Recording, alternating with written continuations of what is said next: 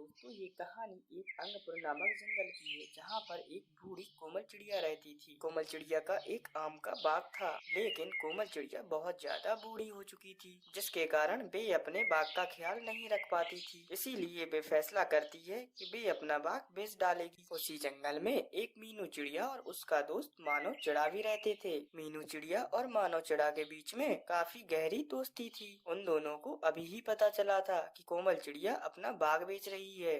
दीदी चिड़ी, तुम्हें पता लगा क्या? वो कोमल चिड़िया अपने आम का बाग बेच रही है। क्यों ना हम भी बाग खरीद लें? अरे हाँ हाँ, क्यों नहीं, जैसा तुम बोलती हो मैं तो हमेशा वैसा ही करता हूँ। चलो हम लोग चलकर कोमल चिड़िया से बात करते हैं। ऐसा कहकर वे दोनों वहाँ से उड़ते हुए कोमल चिड़िया के पास आ जाते हैं। फिर वे दोनों थोड़ी देर उस कोमल चिड़िया से उसके बाग के बारे में बात करते हैं और थोड़ी ही देर के बाद वे लोग वे बाग को खरीद लेते हैं।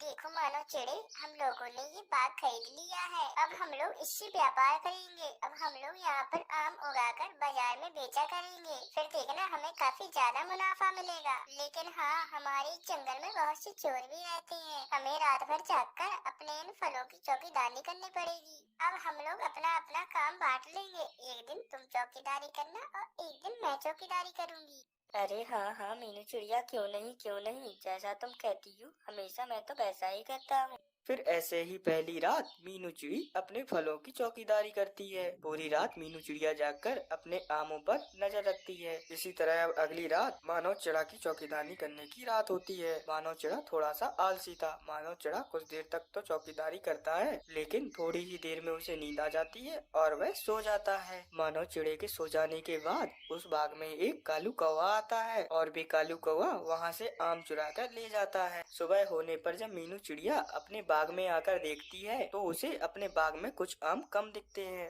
दीदी मानो चिड़े, ये क्या हो गया है? ये आम कहाँ पर चले गए? क्या तुमने रात में चौकीदारी नहीं करी?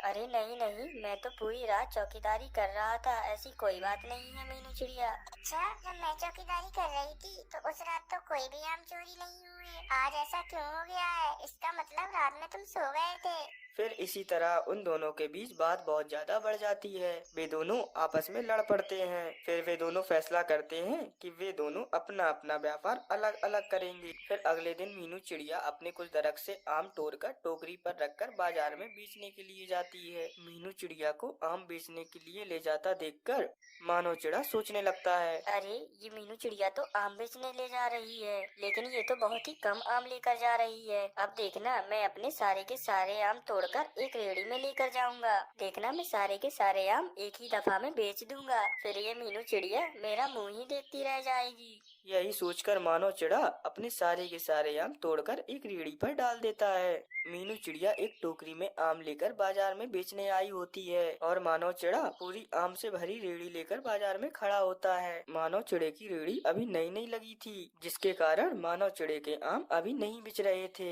दूसरी तरफ मीनू चिड़िया ने तो अपने कम ही आम तोड़े थे, जिसके कारण थोड़े बहुत आम तो मीनू चिड़िया के आराम से बिच गए थे। मानव चिड़े के आम न बिकने के कारण धीरे धीरे खराब होते जा रहे थे। फिर क्या था, मानव चिड़ा अपने सड़े हुए आम को देखकर उसे एहसास हो जाता है, अरे ये सब मेरे आलसीपन की वजह से हुआ है। मैंने ये सोचा मैं सारे आम एक ही साथ तोड़कर एक ही साथ बेच दूंगा। रोज रोज मुझे मेहनत नहीं करनी पड़ेगी। लेकिन आज मेरे सारे आम सड़ गए, वो भी सिर्फ मेरी आलसीपन की वजह से। और तो और मेरी ही गलती थी। मैं ही रात में सो गया था, जिसके कारण आम चोरी हुए थे। फिर भी मैंने मीनू चिड़िया से लड़ाई कर ली। बस फिर क्या था, मानव चिड़ा अपनी गलती को समझते हुए उस मीनू चिड़िया से दोबारा दोस्ती कर लेता है और अब फिर सब कुछ ठीक हो जाता है। मीनू चिड़िया और मानव चिड़ा मिलकर अच्छे से